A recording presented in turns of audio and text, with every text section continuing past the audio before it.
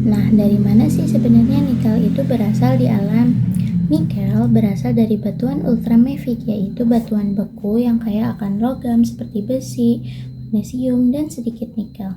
Batuan ini mengandung mineral seperti olivin, piroksen yang mudah mengalami pelapukan ketika terkena air, udara, dan suhu yang cukup tinggi.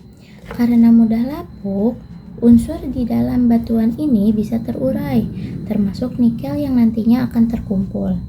Jadi, batuan ultramafic adalah sumber utama terbentuknya nikel, karena di dalamnya sudah terdapat unsur nikel sejak awal. Baik, di sini saya akan membahas tentang proses pembentukan nikel latrit. Bagaimana sih nikel latrit yang awalnya sedikit bisa bernilai banyak, bahkan bisa bernilai ekonomis? Seperti yang kita ketahui bahwa pembentukan nikel latrit juga bisa disebut sebagai proses latrisasi. Nah, proses latrisasi adalah pelapukan kimia yang terjadi sangat lama, bahkan bisa terjadi jutaan tahun. Ini terjadi di daerah tropis, contohnya seperti curah hujan tinggi dan suhu panas. Jadi prosesnya adalah air hujan masuk ke batuan dan melarutkan unsur ringan seperti magnesium dan silika.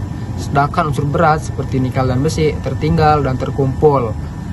Akhirnya terbentuklah lapisan seperti limonit pada bagian atas yang kaya akan besi dan saprolit di bagian bawah yang kaya akan nikel. Jadi, melalui proses pelapukan alami yang sangat lama, nikel terkumpul dan menjadi endapan yang bernilai ekonomi tinggi. Proses pembentukan nikel latrit dibagi menjadi beberapa faktor. Yang pertama adalah faktor iklim. Ketika iklim sering hujan, maka akan mempercepat proses pelindingan. Dan ketika iklim panas, maka akan mempercepat proses reaksi kimia. Yang kedua adalah morfologi atau bentuk permukaan bumi. Ketika terjadi di daerah yang landai, maka latrit akan tebal dan mempunyai kandungan nikel yang lebih banyak. Ketika terjadi di daerah yang curam, maka latrit akan mudah tererosi dan mempunyai nikel yang sedikit. Ketiga adalah faktor geologi, jenis batuan, struktur batuan, rekahan akan mempermudah air masuk, dan waktu semakin lama maka semakin kaya akan nikel. Semua faktor ini menentukan daerah punya potensi nikel yang besar atau tidak.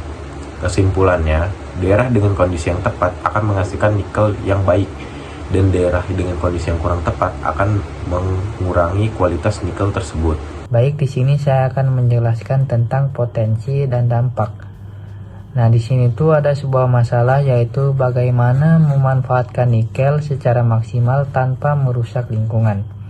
Nah, Indonesia ini merupakan salah satu negara yang memiliki cadangan nikel yang besar, terutama di daerah Sulawesi, Halmahera, dan Papua.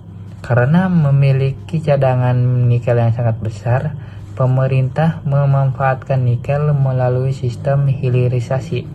Nah, sistem hilirisasi itu yaitu mengolah nikel mentah menjadi produk bernilai tinggi. Nah, contohnya seperti stainless steel, yaitu bahan baterai. Namun ada dampaknya, yaitu meningkatkan ekonomi dan dapat merusak lingkungan. Oleh karena itu, pemanfaatan nikel harus dilakukan secara bijak dan berkelanjutan agar tetap menguntungkan tanpa merusak lingkungan.